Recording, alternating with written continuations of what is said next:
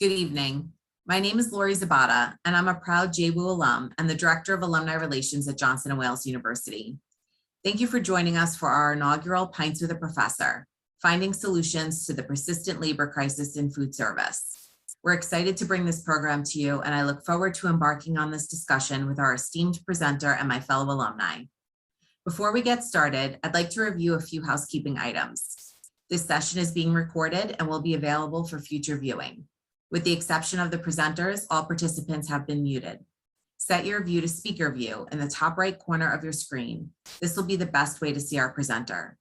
The presenter will be asking questions and looking for feedback throughout the program. So please enter your questions and comments into the chat function at the bottom of your screen. I'd like to introduce tonight's presenter, Professor Jim Griffin.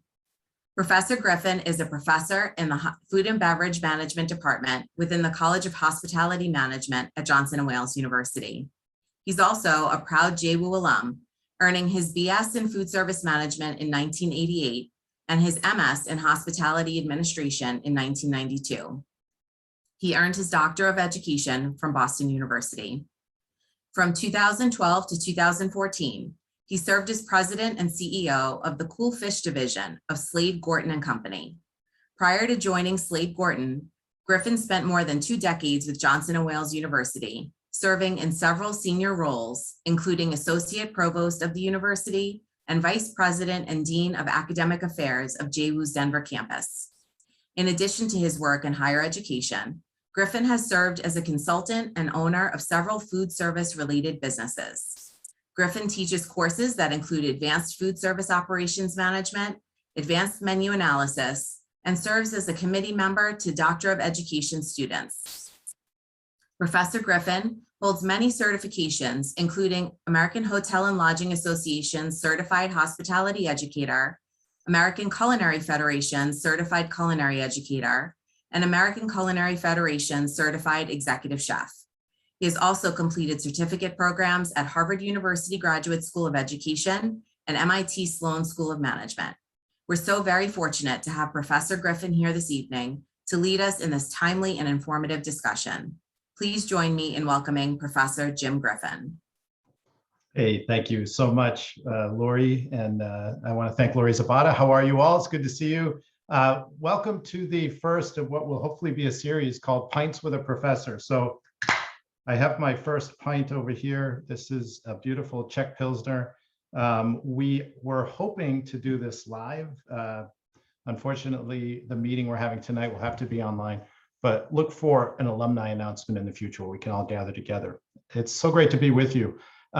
Tonight, the theme is Pints with a Professor. And our original thought with this would be a fireside chat where we would be able to get together, perhaps in the Culinary Museum in Providence, and sit around at the bar there and have a conversation about pending issues that we're wrestling with in food service. When the idea popped up to host Pints with a Professor as the inaugural host, I chuckled because some of you know me from the 80s, and we certainly had many pints back then, although I wasn't a professor. Hopefully you have a pint with you. Today's format, we're going to let me just pull up the agenda. And so our agenda tonight, we're going to divide this into 3 phases. So for me here, I have 3 different beers that I'm drinking. I have a really nice light Moat Mountain, which is a brewery that some of you are aware of up in North Conway, New Hampshire, a really light Pilsner. So I'm going to sip a little bit of Pilsner while we start part 1. Part 1 is a status report on where we are in the industry today. We're focused on human resources, so we're going to share some data about where things stand regarding employment and some of the challenges we face at a broad level. We're going to look at national data. At the midpoint, I'm going to switch to a second beer, Jack's Abbey. I'm going to try one of their new lagers, one of their lagers from around the world. So we'll stop and taste a Japanese inspired lager with Jack's Abbey. And in the middle, during that midpoint, the discussion phase, Lauren Anderson and I, Lauren's helping Lori with the presentation tonight. Lauren's going to read through some of the questions you might pose in the chat box here during our Zoom session. So that's the midpoint. And then the final point we're going to end with before we open up for a live Q&A at the conclusion, the third stage will be us talking about a projection of where we can go next.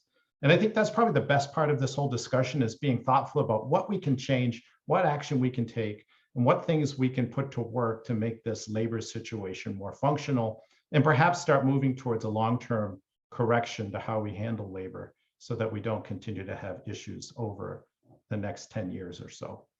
For that, we're going to stop on my end. I have a really nice coffee stout from Freeport, Maine Beer Company. So I have a flight of 3 beers that I'm tasting. I hope hopefully you have something tasty as well. When we wrap, we'll do a quick Q&A live session. Typically during the Q&A live session, we just want to mention a little bit of protocol. Keep in mind, there are a lot of folks on the call. Let's try to make room for anyone who has questions.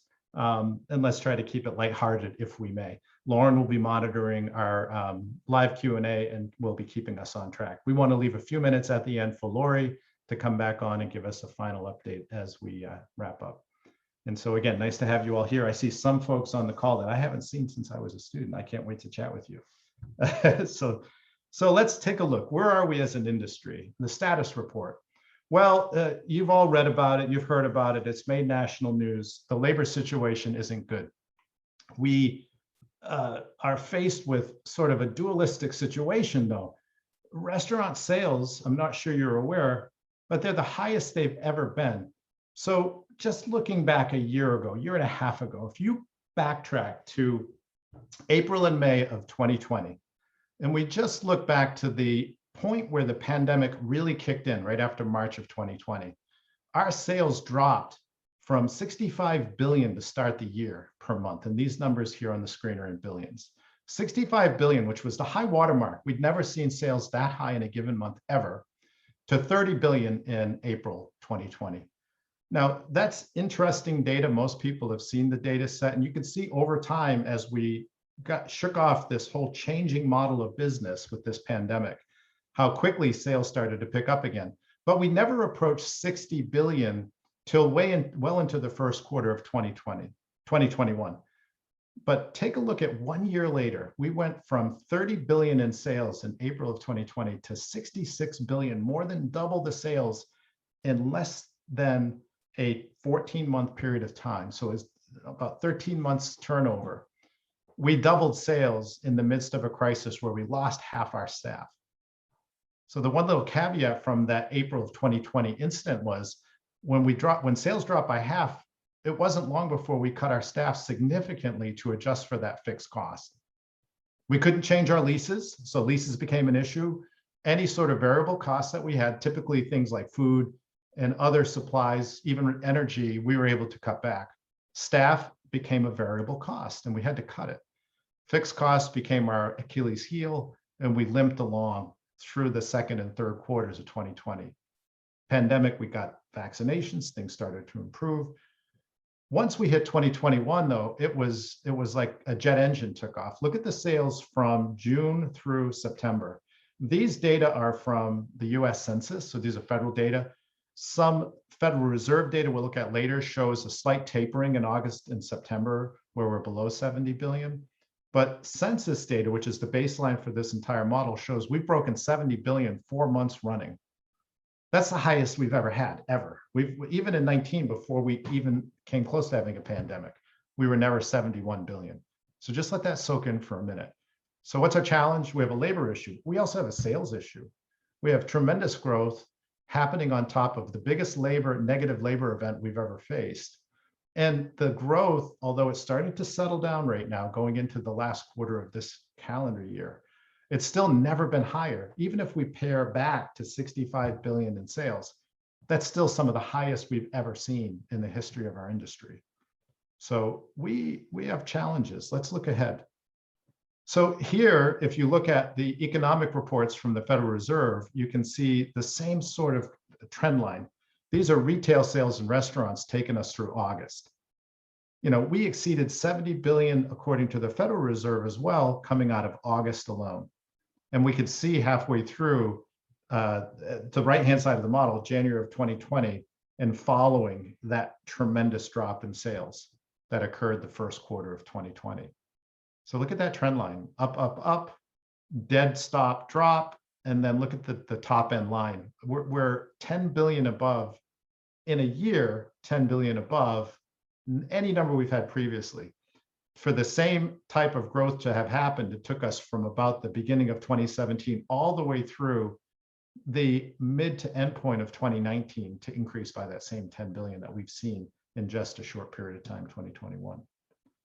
So we're seeing our jet engines kick in while we have this labor crisis. So let's talk a little bit about the labor piece of this. How do we look at the labor piece? So we have a huge growth spike in revenue occurring in pockets throughout the US. Downside for us is if you just look at 2019, January through July 2021, this is another chart that's tracked by the US Federal Reserve, and this is the quit rate report that's compiled on a month-to-month basis and reported by the US government. And what we notice is coming out of 2019, if you just look at the trend lines, we had a steady quit rate of about 5%, drops down 4.5%, 5%.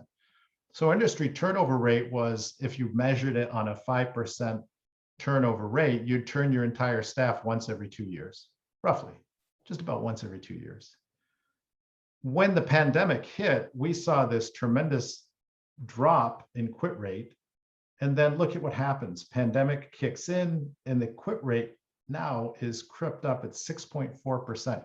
If you look at our industry, we have the highest quit rate of any industry category that the Department of Labor, as reported by the Federal Reserve, tracks, the highest quit rate. So unusually, we're looking at this situation where we have burst of sales and a quit rate that's increased. So there's the first variable about the labor issue that we want to look at, quit rate. One will have to ask, why are people quitting more now than ever? Why is this number the highest it's ever been, when typically it's always been below 5%? So the quit rate we're going to come back to. And if you look at the US average, we're double the US average. I mean, we're just in terrible shape. We're more than double. So the US average is less than 3%. We're 6.4. What is it about our industry that makes this happen? And what happened with the pandemic that triggered even greater increase in quit rate? Now let's look at labor. So what's the total headcount? You read about this, the Restaurant Association talked about it. What's the total labor look like in our industry? 2015, we have a starting point just going back about 5, 6, 7 years. Let's roll forward and just look at 2019. These are all done for September, since we're just through September. So the baseline for this report that I ran is September to September from 2015 through 2021 in total headcount. So we were coming out of September of 2019 with 12.1 million people working in our industry. Now, remember, the number dropped precipitously in April, May, and June, the second quarter of 2020. But this number here, the 10 million, which is 2 million fewer employees, was run in September of 2020. So we had already begun to recover once people started getting vaccinated and some of the state restrictions started to open up. We could start running a little bit more personnel and customers through our businesses. Fast forward to this September 30th, this past month, and we're at 11 million. So we've seen a recovery of 1.2 million employees. So one would say we're really only down 738 employees, 738,000 when you measure when you measure September of 2019 to September of 2021. So that 2-year window there, we're only off by 738,000 employees. So why do we have this issue? Well, here we're off way more than 738,000 employees, and even the Restaurant Association fails to mention this. Here's what's happening. You have to compare revenue per employee to figure out how many employees you need, because we've topped 72 billion in sales. So we're 7.4 billion more in sales than we were in 2019 and 2020. I'm sorry, 2021. In 2019, we generated $5,712 in sales per employee for the month of September alone. Today, this past September, we generated $6,362 per employee. So if you ran us back and you said, take the 72 billion and divide it by 5,712, how many employees would we need if our sales per employee still remained at 5,712? It's 1.295 million employees total. So we're short 1.3 million people, not 700 and change. if you equate it to the revenue we're doing. Now, understand, I had a couple of people look at these numbers. A percentage of that volume is inflationary. So the 72 million that we saw coming out of September isn't 100% pure sales. A good percentage of it is inflationary. And one could argue the number was probably 6.8 to 7% inflationary. I would say it's probably higher because we can look at certain commodities. And if you have a menu centered around certain higher price commodities, certain proteins, if you're a steakhouse, your inflationary growth relative to sales is going to be much higher. So let me stop here for a minute and take a breath. I hope this is making sense.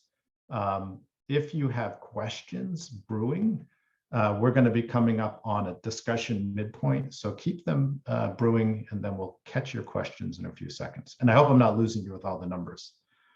Bottom line, we have two issues. We have a sales spike followed by a high quit rate. And then a third component, which is the need for more people at a time when we're still short the original group of folks we lost during the pandemic. We're short a million, almost 1.3 million people. So we have this turnover, the need for at least 1.3 million people to fill the gaps in our labor supply, and sales that don't seem to be settling, although they have come down a little bit. So what's the next piece that we look at? Well, in this inflationary environment, because we're short 1.2 million people, we have the highest labor-related pressure ever. So labor cost, if you look at this chart, this is another Bureau of Labor Statistics chart, it gives you the average monthly wage in our industry. Look at these wages. So up top here, I show 2020 and 2021, and you can see that even through the pandemic, we were relatively steady. Even with the loss of a ton of people, we still had a relatively steady rate of pay per hour. 2021, we started the year still below 16 bucks, and quickly, due to this lack of supply for employees, look at the growth. It went from 1581. It's currently coming into August at $17.40 an hour. Now, if you roll it back to 2019, the monthly average for August 2019 was $15.14 an hour on average for our industry. In 2 years, we went from 1514 to 1740. That's an increase of 15%. Now, just imagine you're doing annual reviews for your staff. How many people you're given a 7.5% increase each year? Supply and demand triggered that. What's happening there? Mostly incentives that are driving the lack of employment pool is driving the need to pay better to create an incentive to attract more employees. And in fact, we're competing against each other to attract employees, and it's driving up employment cost. Now, if you annualize this for one moment, you can see over here that the annualized value of $17.40 an hour is an average industry-wide compensation level of $36,192. That's a hell of a number. And just quickly, if you go back one slide and you look at the sales per employee, the 6,362, this number here, 36 grand, if these numbers are steady, then again, the prior number was for September alone. We're heading towards a 44% to 48% labor cost just based on sales per employee at this number. So these are averages nationally, very, very heavy lift. A labor cost in the almost 50% range at a time when your food costs are increasing due to inflationary pressure on commodities. It creates the perfect storm that makes us crazy. People ask me all the time, why are you in this business? So let's continue along. One last thing before we head into a little bit of Q&A here. I want to point out something that's really important. So we just covered a bunch of data, and we showed proof of the labor crisis, the increase in costs, this wonderful spike in sales that's causing us a lot of trouble. This issue isn't new. We've had this issue as the #1 challenge for at least the past 6 years. This is the State of the Industry report from the National Restaurant Association. The State of the Industry report I'm showing is from 2019. And this State of the Industry report is one that showed the #1 issue reported from the survey back in 19 was recruiting and retaining employees. this is not a new issue. We've been wrestling with this. We have a systemic problem with how we handle and treat employees in our industry. And it's been exacerbated by this pandemic, the spike in sales, the lack of interest in people coming into our industry, this higher turnover rate. This issue is not new. Excuse me, I just needed a sip of my beer. And I want to stop and talk about this as well. So that's the background. So let's talk about it. Let me just go to our chat box here. And why don't we say, does anyone have any questions or comments while we're at this midpoint? We are going to go live with Q&A at the end, but I figured we could stop here and open up questions that you might have. I'll give you a little hang time. Anyway, I hope you guys are all doing well. I hope you're not going crazy with your places of business and where you work with this issue. Jim, so I have a question that was sent to me. Jeff is wondering, what segment of sit-down dining is responsible for these increases, and in what demographic and geographic areas represent the greatest increase in sales levels from graph number 1? Yeah, so what's interesting is I'm going to broaden that just a little bit. If you look at areas where, let me just messing with my screen here for a second. I just got another question. Yeah, so if you look at the federal data, we can hone in on counties and county-based data looking at both employment and sales by county. And you'd be surprised, there's the lack of employment situation. It becomes tighter around certain cities and lower income areas in particular. So let's just do New York City for a minute. If you do New York County right now, from an unemployment perspective, it has a 4% higher rate of unemployment than if you just go up one county up into Westchester.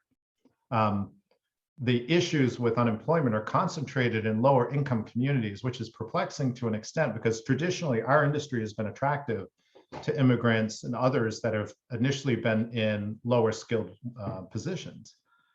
When you look at the sales concentration, it's not so much concentrated only in urban areas, but it's by restaurant segment. So we talk about sit down and fine dining. Sit down and fine dining has seen some of the highest pressure. We're seeing explosive growth in QSRs. We're seeing price sensitivity in QSRs dropping. And we're seeing companies, I'll just give one quick example, like Chipotle crossing $10.50 in cost for its latest new menu item, their brisket burrito. I'm blown away that they have the courage. And I know Brian Nichols, probably one of the best CEOs in the business, running Chipotle now as their new president. He's not new, he replaced Steve Ells a few years ago, but that they crossed over the $10 mark on a retail price for a menu item blows my mind. They've actually crossed over to the entry-level sit-down pricing at an Olive Garden for a grab-and-go burrito. So we're seeing tremendous uptick in QSR. And because QSR is so widely spread, they're not concentrated in a specific geographic area. It's not like it's an urban issue. So unemployment's higher in urban areas, lower income areas, and then sales growth and pressure in terms of sales. It's taken off more in the value proposition end of our industry. And so Jeff, hey Jeff, by the way, how are you? It's good to see you, Jeff. And hopefully I'll get to see your face toward the end here. What else, Lauren? Is there anything else? Yeah, David is wondering, how do the unions impact this? Yeah, unions are tough. And I think when it comes to unions, on the one hand, I think during the pandemic, organized labor was a huge benefit to for a lot of employees in our industry that otherwise had no other option with regard to how they were treated. I'll give you my personal opinion. This is not a Johnson & Wales opinion. I've been tracking this issue from the very beginning of the pandemic. And I was extremely surprised at how delayed the federal response was to the pandemic affecting small to medium-sized, independent to small family-owned chains. I did a deep dive with a couple of alum, and one in particular who was just on his second unit, phenomenally successful first unit, and second unit, and it had opened only a few months before the pandemic hit. And we literally had tears in our eyes talking over the phone as he was pulling the plug on the second new unit. as we headed to the summer of 2020. He had no choice. There was no safety net under him. With humility, he had to do a GoFundMe to get funding to keep his primary restaurant afloat until there was some kind of federal relief. So back then, when organized labor stepped in and there was some moderate support for employees and then some federal lobbying on behalf of employees, I thought that that was very, very positive. I think that organized labor probably has a way to go presently to accept this altered and completely different work environment we have now. And so my hope is that the organized labor leaders that are out there and perhaps even going to see this are open to progressive dialogue with how we reshape the organized labor ownership relationship so that it becomes mutually beneficial again and not heavily weighted one way or the other. Downside, both sides of the equation have been bruised. And I don't think going back to what we used to have is going to help. And a lot of those organized labor contracts are holdovers from pre-pandemic. And many of them don't make sense anymore. So I do think organized labor helped us, but I do think it's probably at the same stage we are. It's got to come up with a new way of thinking to make it all work. And I say that with the deepest respect for organized labor. My father was in a union for 30 years and I helped pay for my Johnson & Wales education.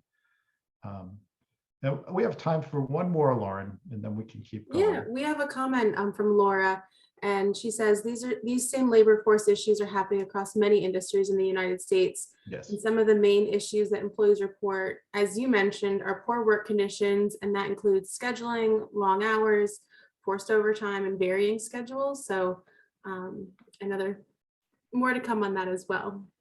I'm chuckling because if Lauren, you were sitting here, I would high five you because you're the perfect lead in to the next section, because we're going to talk about some of the causes that you just listed and how we might be able to look differently at the way we manage our industry.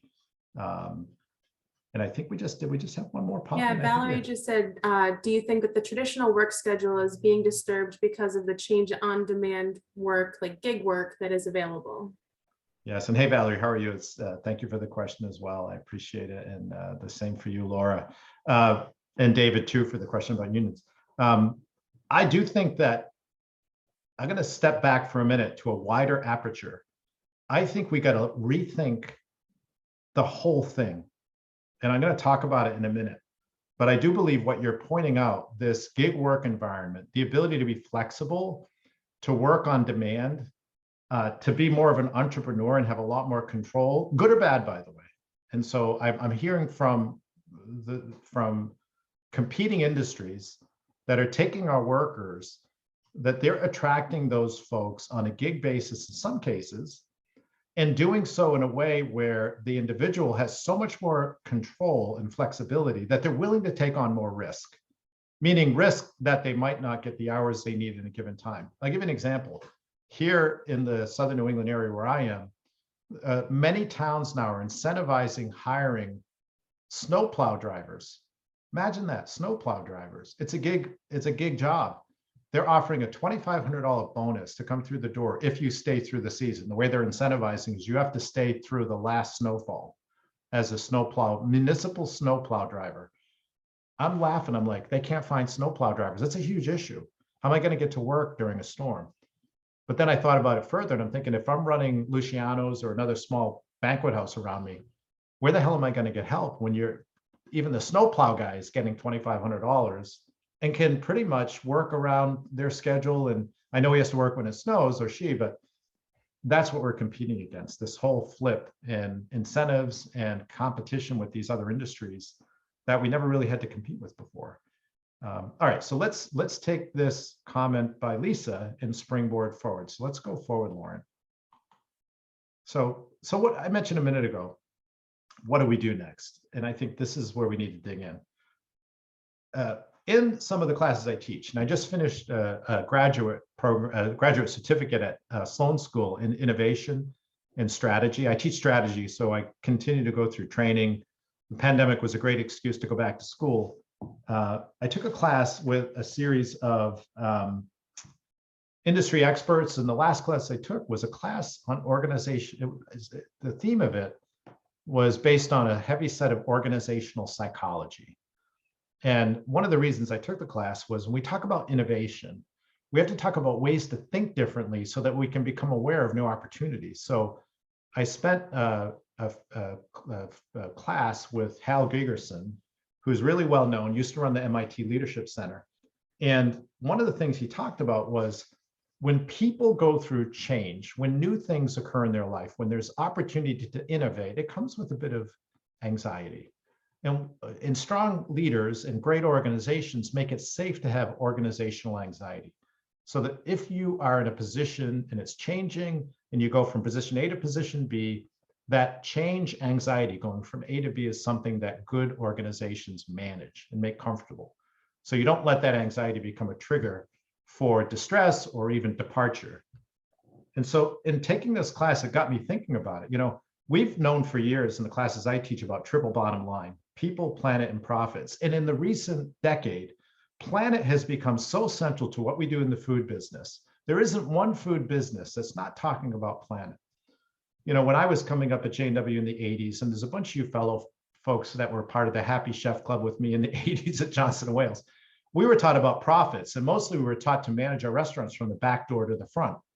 We know today you manage a good restaurant or a good food service outlet from the front door to the back.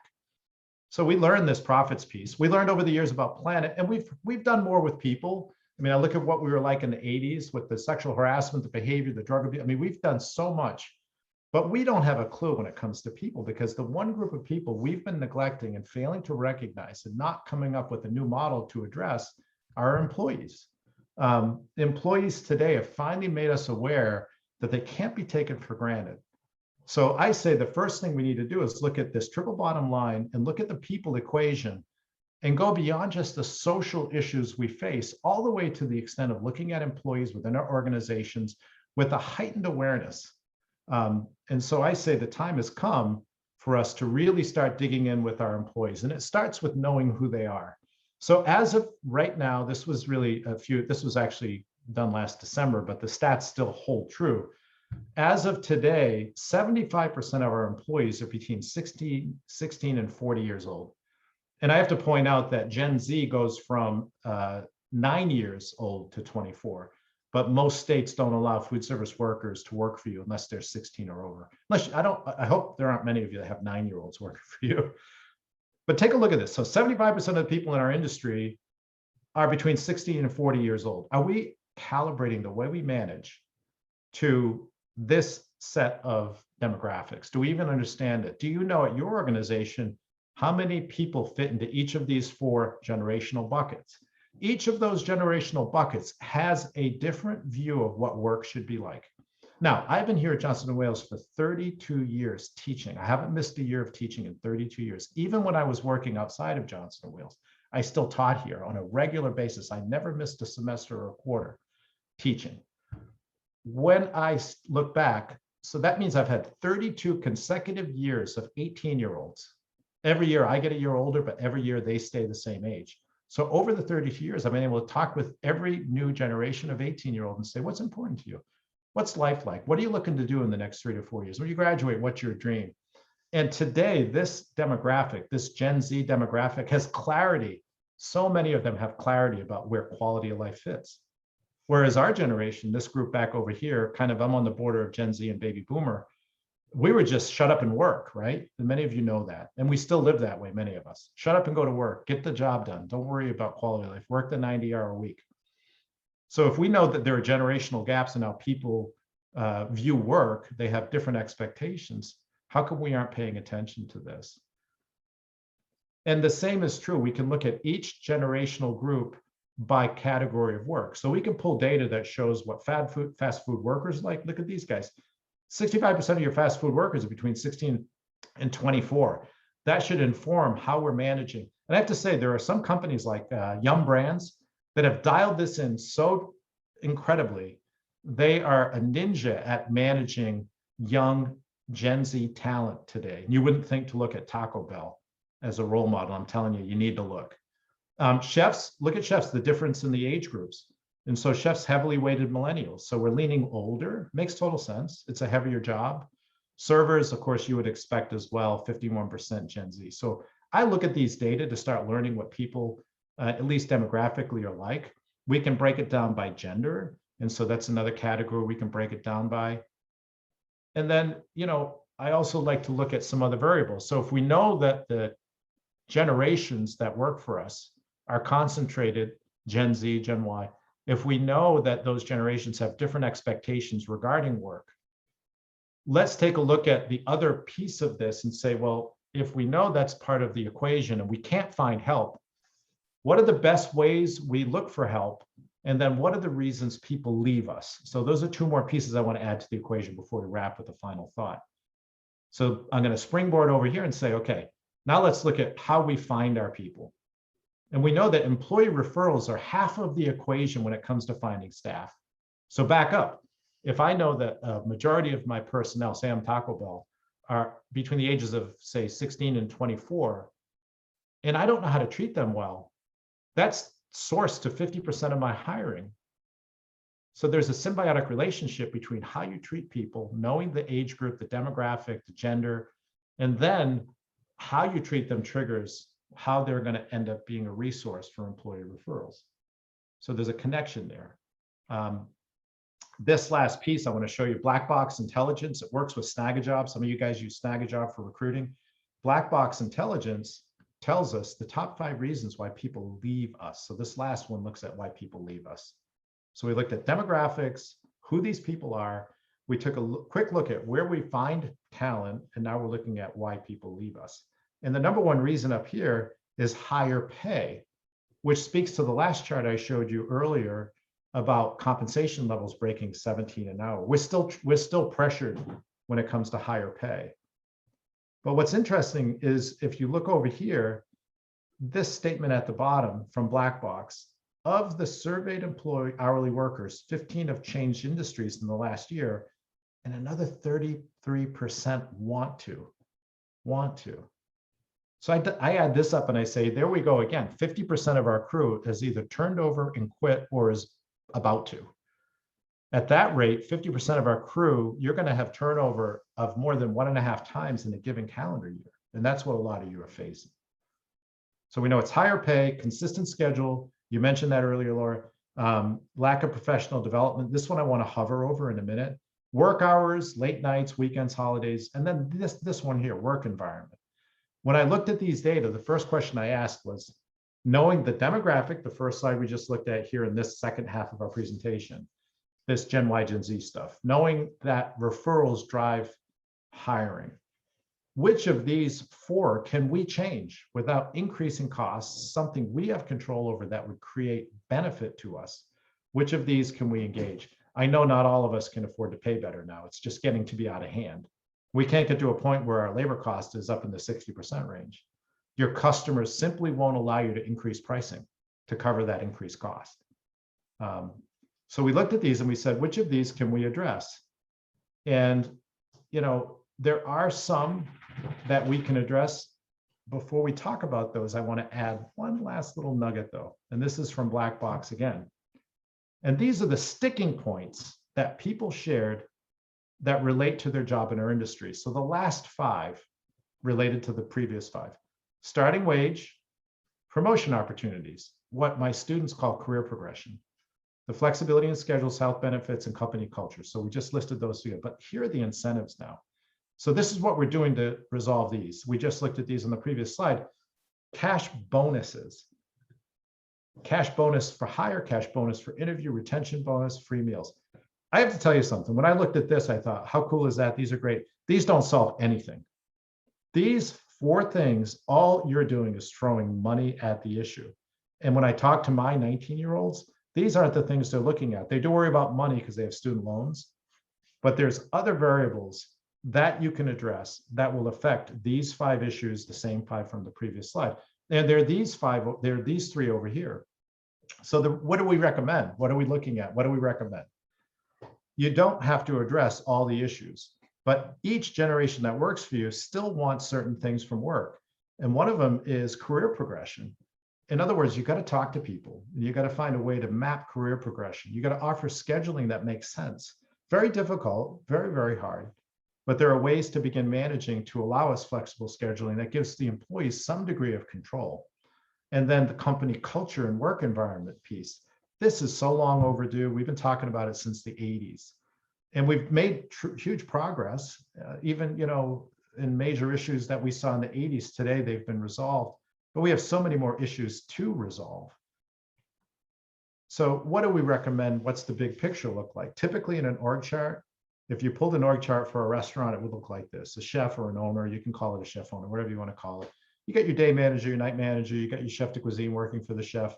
You might have an overall restaurant manager sitting in this equation somewhere. If you do have a restaurant manager, typically they're on from noontime on. So, you could just adjust this. And I laugh because I think if people are the most complicated part of the equation in our industry, if we know people drive sales and allow us to serve customers, it's time to put people first. And if you look at this org chart, we never list an HR specialist or a cultural steward or somebody to manage HR. We put a chef here because we prioritize that food production is critically important.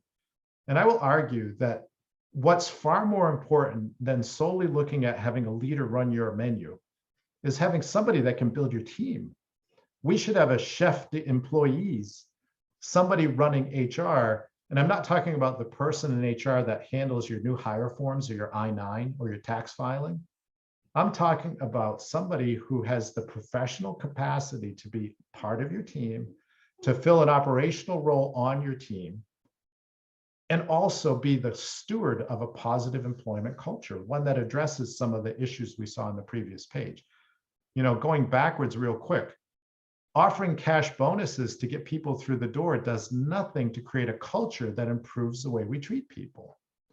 And so I asked, why do we have in many of our restaurants a lack of having the cultural steward, the human resource guru, to help us grow, to talk to people about career progression, to talk to people about their life situation, steward their work? And I know it's a lot of work in the midst of doing everything else we're doing. And after coming off the pandemic, it's just another layer that complicates the hell out of things. But I suggest that we look to this chart and this model and begin thinking about ways we can embed somebody to help us strengthen human resources. And so I call it somebody who can manage and steward that environment. And I would still have them do a operational role. You have somebody running food, somebody running service. There's always somebody managing finance and control. We've got somebody looking at sustainability, and we have a lot of incentive there. We have a lot of people so interested in that they do it for job satisfaction. It's time to add this. We need somebody to help regularly as part of our team in still filling an operational role with recruitment and retention, with risk management and compliance, with equity. We're creating a better work environment. And that person has to talk to people.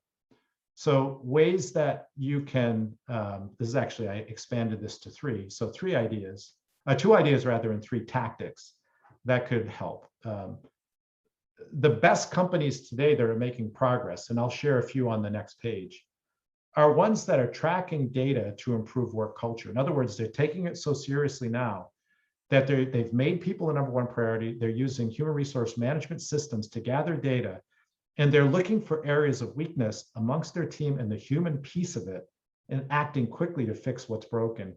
And they're being driven by results. So one of the tactics I would say is check to see if you have a strong HRMS to track data to look at how you manage people. The second one that we're seeing more and more is talk to people. Believe it or not, this is something big companies are doing and doing really well. Talk to people, learn where they want to go professionally, guide them, spend time with them, train them, and be redemptive. If you have somebody, you're going to have more people coming to you now because you have no choice but to hire them that have no experience or capacity. You're going to have to be redemptive and train them and put up with that lack of skill set and give them time to develop more than ever. So this redemptive piece, I think, is really, really important. And then listening and focus on retention. If we can't hire our way out of this problem, we're going to have to retain more employees, and retaining employees comes through talking with them. Talk to them, learn what inspires them, find ways that you can drive retention by talking with those individuals and hearing from them what would make them want to stay. And you establish this collaborative culture of continuous improvement. By the way, I look at this and I'm exhausted just talking about it after knowing what happened in 2020 with our restaurants. So I get it. This is like impossible stuff, but we have to do something. Big companies are doing it. And I'll end with this and we'll open up Q&A. This shows that, like Darden, Darden's got a whole people first program. We have some major alum, John Martin, running huge parts of Darden. We have a few presidents and senior VPs at Darden, Johnson & Wales people. I'm so proud of what they're doing for their people. I talked to a little bit of Mr. Nichols, the new president at Chipotle. They have a whole session they do on a regular basis called Being Heard. And this guy, CEO of Chipotle, it's on gangbusters, right? Its stock is up 4 times over from last year in September. This guy has open sessions that he's at with his crew. I find that amazing. And over here, you can see Yum Brands. Yum Brands has started a career progression function, and on their website now, as well as through their CFO, COO, Chief Operating Officer, she's been doing national seminars now on how they're cultivating talent as a way of attracting and retaining people. So as you work through this, remember, you don't have to reinvent the wheel. You can follow leaders. You can look at some of the national chains. When's the last time you benchmarked Olive Garden or Taco Bell? Doesn't sound sexy, but I'm telling you, they have invested the resource to figure this problem out. And they are struggling like everyone else. A lot of people don't aspire to be a crew member at a Taco Bell, but Taco Bell knows how to handle it and has a global strategy for increasing the throughput in terms of hiring and retention. One other thing I also want to recommend, as I said before, implement a strong HMRS, Toast, 7 Shifts, Workstream, all are systems that allow you to track data. Probably not the level of system that you could, well, Toast you could for a single unit restaurant, a free independent, but some of these are really designed for bigger companies. So multi-units are more likely to have a strong HRMS. But if you're not tracking and looking at human resource data the same as you do menu and sales data, you're missing something. So whatever the system you use, you've got to track human resource the same way you would sales and operations and performance. And in the end, model the big guys. So things will get better. It's going to take a lot of work, but treat people as a commodity, as the most important asset you have at your operation. They're more important than customers now. They are the most important thing in your equation. Yeah, they're a pain in the ass. You're going to have to do a lot of things differently, but all you got to do is talk to people, listen to them, try to figure out who they are. Look at the generational gaps, the differences in what drives them. Look at the intrinsic motivation that each member of your team carries and try to learn about it. And the minute you start talking to them, tracking their performance, looking at a big picture within your organization and how you can become redemptive and developmental, the more likely it is you're going to see improved retention, improved word of mouth. And when you go out in the street to recruit, instead of being a place that people say, you don't want to work there, that's a lot of work for a little bit of pay. It might be, well, you don't make as much money as you would working for the landscape company, but man, they're really nice and they train me and they listen to me and they care about me. If that's the narrative your employees are offering in this day and age, in this environment, you're going to be halfway home. So that's the stuff we see that we're tracking. We track a lot of federal data. We track a lot of national and regional data. We also talk to employers on a regular basis. We survey and interview and talk with people at our career day and recruiting events.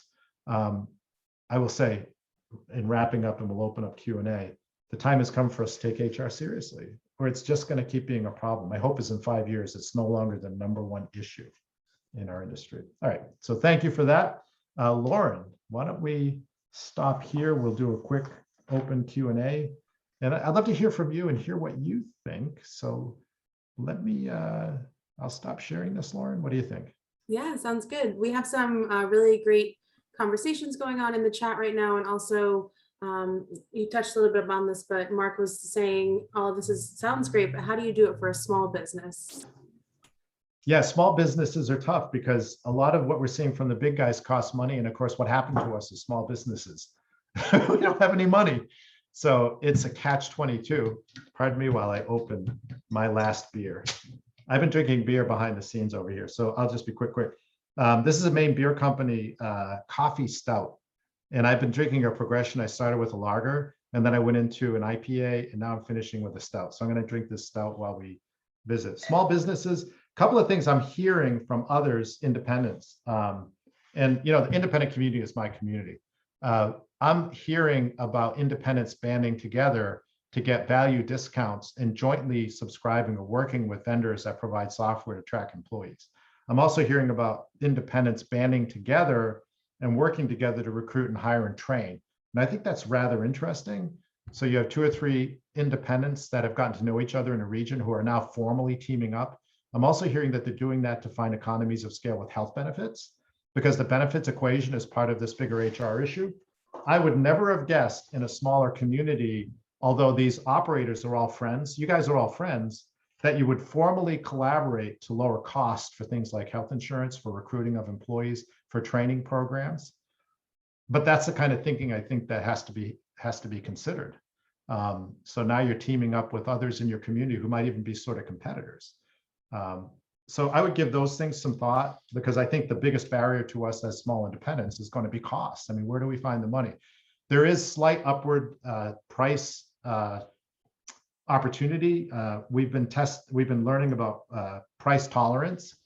And right now, consumers' price tolerance is flexible to an extent, so you can continue to raise prices to cover some of that offset. But I'm starting to hear that price tolerance is shrinking. So you might have hit the ceiling with price increases. I would test that too to see if there's a price increase level you can get to that doesn't trip price tolerance and cause pushback by your customers, to see if you can't get a little bit more margin to fund some of the things we're talking about, like training, benefits, like HR systems that might be implemented to help you out. I don't know if that makes sense. And if you want to fire up your cameras, you can, or if you want to ask a question live, you can. If you want to say hello, you can ask Lauren and she can pipe you in.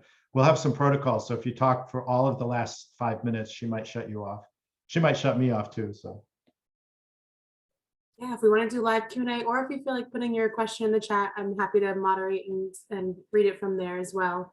But as we're finding, like Alexi said, she's in healthcare, and her biggest struggle, or their biggest struggle, is hiring and or keeping people for 12-hour shifts. So it's those long hours and the time. yes. Hey, Lexi, how are you? It's so nice to see you, Lexi. Lexi was in my class a couple of years ago. So, and I know there's several of you in here that have had me as a teacher. It's one of the best parts of my life is to be in the classroom with all of you.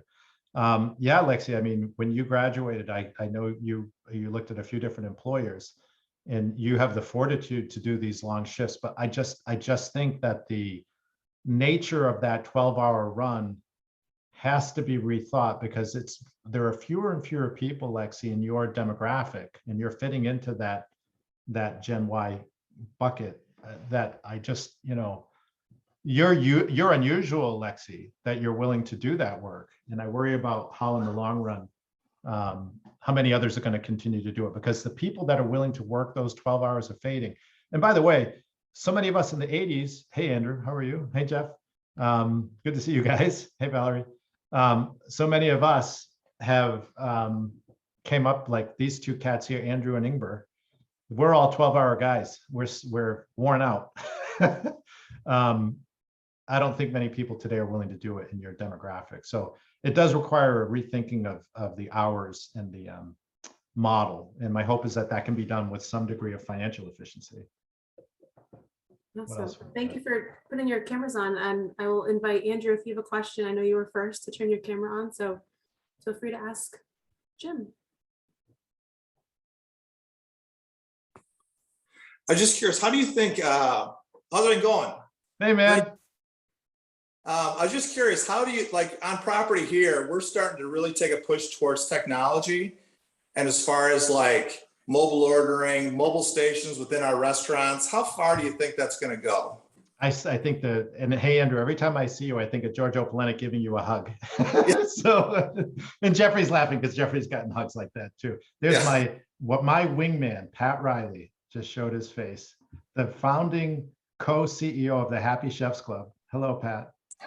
How you doing there? What's up, brother? How are you, brother? Pretty good. But Andrew, I think the reality for you is what happened with mobile. It gave you a channel of sales that's allowed you to generate volume and throughput. And that, I think that barrier to sales, the inability to do mobile is gone. I mean, people now expect that friction removed. They're going to be able to get food in any channel that makes sense. So the growth of that's going to be a challenge, because how you plan and schedule and model that, probably you don't have the same historical data that you would for regular service. So my guess is I don't think it's going to go away. I think that these new channels of sales have opened. The new way we deliver and provide food to people have changed. It's not going to go backwards. And now how do we model around it? How do we leverage it? I do know that we have people here in New England who have either gone the ghost kitchen route to do backup and fulfillment at a lower cost in occupancy, or in some cases, I know folks who have just opened their own small commissary. There's the old word we used to use, right? Commissary. It used to be called a commissary. They changed it to ghost kitchen to make it sexy. But any model we can find to increase sales throughput and then back end figure a way to find efficiency in production operations, to me is something cool. I have a few clients on Nantucket, and the challenge on some of these, for some of the operators, is when you get into a closed environment like an island, and then there's really no back end to put anything. There's no low cost industrial park. But most of us that are on the mainland have options. Does that help, Andrew? Is that what you're leaning towards? Yeah. Yeah, right now we're focused on a lot of my work is in HR, trying to get foreign labor in, because that's kind of where we're at.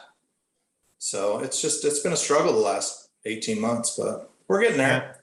You're getting there. Well, I hope you're doing well. And foreign labor is a whole nother matter, because we shut the door on so much foreign labor, made it complicated. And I will say the nice part for us at Johnson & Wales, by the way, is 2019, the unemployment in Rhode Island was 3%, right? It spiked to almost 18%. Now it's dropped back down to 6.5%, 7%. But 2019, our students had great employment opportunities. Today, we're like rock stars. Everyone's calling us. Everyone said, hey, how many graduates do you have? Do you guys have students graduating? I'm glad to hear you're doing well, Andrew. Just remember, we're still here and you're an alum. So, you use career services as you look overseas as well. I don't know how overseas is going to flip, but anyway, good question. Thank you.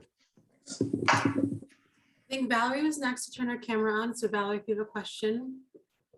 Hey guys, so I'm Valerie, and I actually graduated 2020 during this whole craze of the pandemic. So it's been quite a ride. And by the way, I'm drinking a pumpkin sour. I just wanted to throw in my drink there, because the whole point of this, I love the concept of drinking with a professor. This is fantastic. Pat Riley and I will update you someday, right, Pat? Yeah, we could do that. So currently I am actively trying to fix the staffing shortage here in the Charlotte, North Carolina area. So I jumped on with a company called Gig Pro, and right now we have fulfilled 14,000 shifts and 100,000 hours between Charlotte, Charleston. We just got Austin, Texas on board, Florida. We're getting Florida on board as well, and then Raleigh and Asheville. But one of the biggest things that has been really successful for us is doing like stage, like a paid stage to get these people in to work for these people. So do you think that's something that people would be on board, is seeing the benefit of like a paid stage to get people in to just, jump on board with their company? Yeah, so Valerie, I love the fact you're tracking and sharing stats, because I think that's where we're at with this labor issue. It can't be something that's purely qualitative. It has to have some component of quantitative attached. And I teach in the classes now that I'm assigned that data drives decision-making, which leads to results. So on that end, I congratulate you. And what I'm hearing, at least from the folks that I interact with on campus, and so, the students that I work with and the alumni I interact with, but more of the students, because I think you're targeting a certain sector of the industry, a newer employee to look at stages and development, is I think I'm continuing to hear interest in, when you attach the word stage, you're probably talking about a little bit more of a craft-oriented establishment. It could be across the board. We have some hotels that have jumped on board on our platform. So we have housekeeping all the way to chefs to event servers. Yeah, I think you would attract. I think the question that would arise is, how does it relate? Where would it fit in somebody's overall career progression? The phrase career progression this past career day, Lori and I, and Lauren too, but Lori and I in particular, we were talking with multiple, and this was very qualitative, multiple employers. We had about 65 people at this event here at Providence about a month ago. And the one thing that students and alumni were asking, and I had 21 students go through the crowd and do a survey. Those students were asking, what are you going to do with me? Once you hire me, what's the next step? And there were certain companies that had formal training. So you could get a stanchion to show and introduce people, to the position. But the next thing you're going to be asked is, so what next? How are you going to train me? What's my career progression look like? And what's interesting was typically in a year, Flick would, I'm just going to use Flick as an example. There are multiple employers we talked to, Ocean House, we can make a list, Marriott. But Flick was always a perennial moderate favorite. In other words, people liked them, but maybe 3 out of 10. I had 5 out of 10 move toward Flick, Compass Group division, because they were able to articulate that next step after introduction. So just give that some thought. But I think, my particular students that I work with would be very interested in exploration. I think you have people that are willing to do that.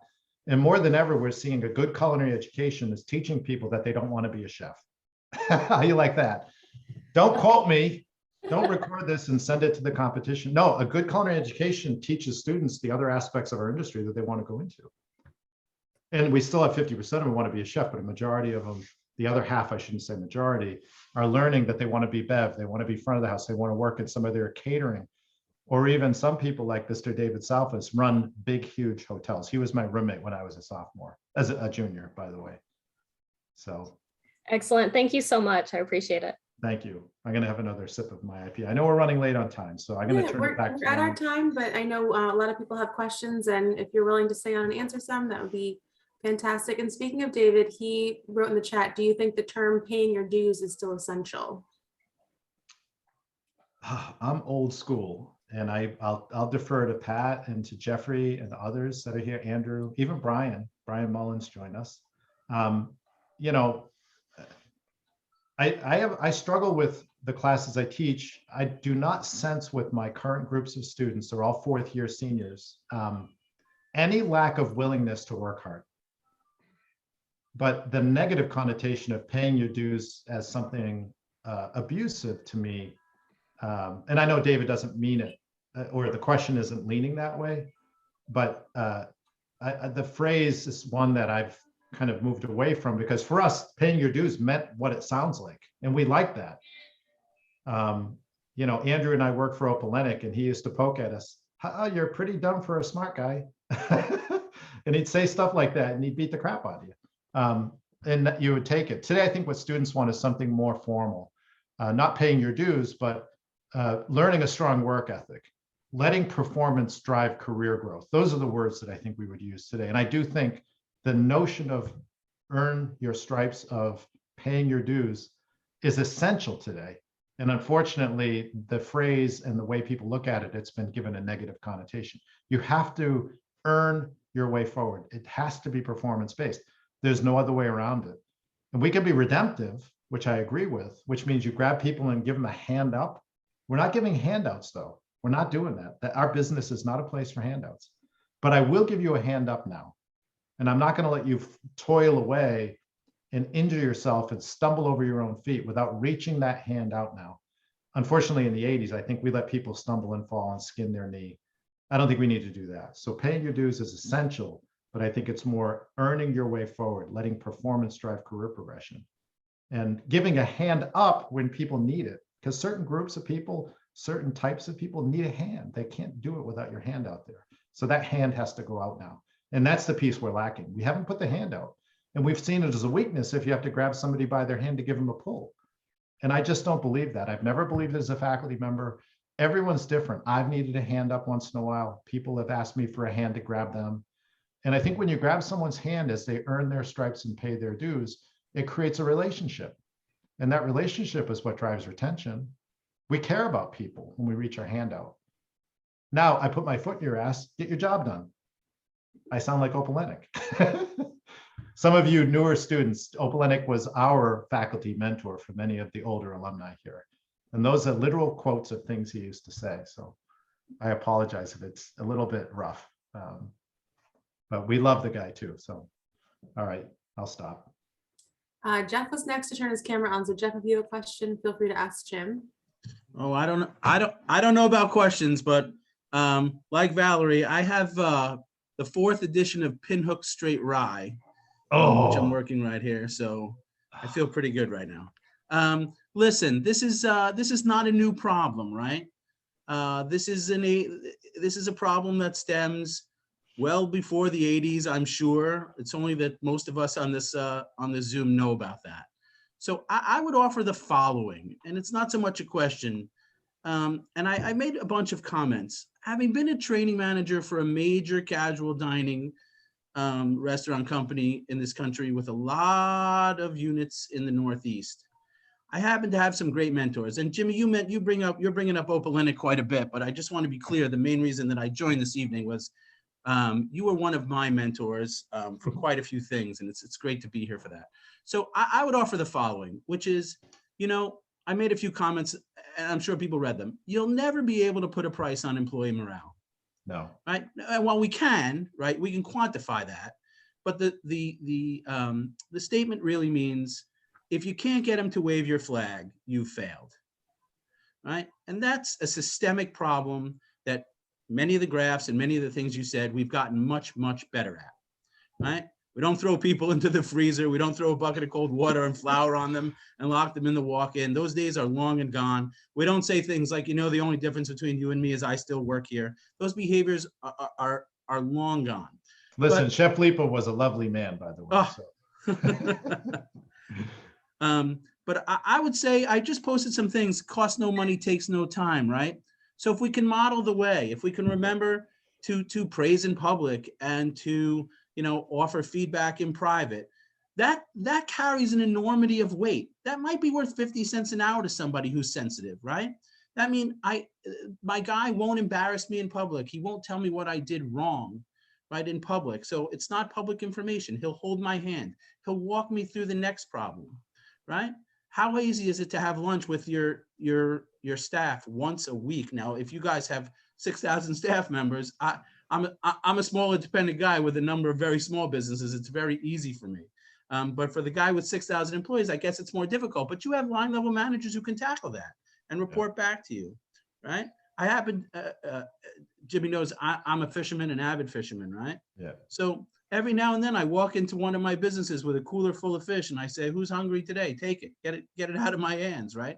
That carries an enormity of weight because people see that as you care about them. So it's interesting, we're up, I'll say here in Providence, I have 3 very small businesses. I'll try to go fast. We experienced this very quickly. It was quick and then it passed. And that's because we offered people a reasonable living wage combined with other things that to us cost no money, take no time, but they are valued by our employees. And when we come up with learning where that balance is, we'll all be in a better place. You've always been all heart, Jeff. And I think as we've known each other for so many decades now, and I could say a lot of you, I mean, I know many of you and have many of you as students, but the more we manage with heart, and I know you've always had heart, Jeff, the way you've managed. You've also hustled to make money. I appreciate the comments. Here's what I'm going to do. I'm going to send you all my email address here. And I do believe that with some edits, we probably can ship you this slide deck. I'll leave that up to the alumni office, but here's my email. And I'm going to send this out to you all. And I'm going to say, here it is.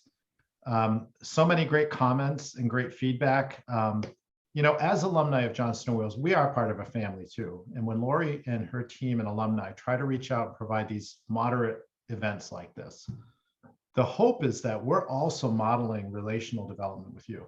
I'd love to hear more from you. I mean, fascinating comments from you guys. And, I hope you're all doing well. It's so nice to see many of you. If you have ideas or things you want to relay, or if you want to pop into one of our classes and say a few words, you're doing cool stuff. And the more we hear from you, the more we can make sure what we're teaching is relevant when those students graduate. I teach seniors. So my main concern is that in May of 2022, what we're teaching in October has resonance and is reliable for at least 18 to 24 months. And I learn a lot of that from you, from all of you, from those of you that graduated a year ago, all the way to you old farts that graduated with me back in the 80s. And so I have to say, it's awesome to see you all. And stay in touch with Lori and Lauren and her team. And there's others on the call here, Liza and Emma, that everybody on the call from alumni works incredibly hard to find ways to reach out to you and engage you in a way that makes sense to you. So give us ideas of what other things you want to hear. There's tons of faculty that would love to be involved with what you're doing. You're part of the family. So you have my email address. I'd love to hear from you. What do you think, Lauren? Should we, I don't want to keep everyone forever. I'll stay on for as long as you want, but out of respect for people. Yeah. And thank you for sharing your email address, and I will divert any other questions to be sent to Jim directly. We do want to be sensitive of time, and thank you all for staying on for a little bit longer. I do want to thank Jim for his fantastic presentation, but also turn it back over to Lori Zabata, Director of Alumni Relations, and she will close us out. Thank you, Lauren, and thank you, Professor Griffin, for leading us on tonight's discussion. You shared some staggering data to illustrate what we're seeing in food service today and led us in a healthy dialogue about how we can right set this trend using basic principles so we can see the industry we love come back to full strength once again. It was such an informative discussion, and we're grateful that you shared your time with us this evening, so thank you. I'd like to also thank the Alumni Relations team for their help behind the scenes, especially Lauren Anderson for her work to bring this program to us. And finally, thank you to all of our alumni in attendance tonight. Like Professor Griffin, you can help support tomorrow's hospitality leaders today. Please consider making a donation to the College of Hospitality Management. Donations help prepare JWU students to become leaders in an evolving global hospitality industry. And as an alumni donor, you also contribute to the growth of JWU's reputation, which increases the value of your own JWU degree. If you already made a gift at registration, thank you so much for your support. If you haven't, we would appreciate your consideration. We've added the giving link to the chat for your convenience. We sincerely hope that you enjoyed this evening's session, Pints with a Professor, Finding Solutions to the Persistent Labor Crisis in Food Service, part of the JWU for You family of programming. Through JWU for You, alumni can engage in informative and interesting discussions related to professional development, social, and avid interest topics. For the full listing of upcoming events, please visit our events calendar at alumni.jwu.edu. We appreciate your attendance and wish you a wonderful night. Hey, thanks, everybody. I hope to see you again soon. And to all of you folks I haven't seen in many years, you have my email address. Love to buy you lunch. And for the new friends that I made, I'll buy you lunch too. Maybe you'll show up in Providence. Let me know if you visit campus. Always welcome to be in my classroom. We'll see you soon. Always welcome back to campus. Thanks for tuning in tonight.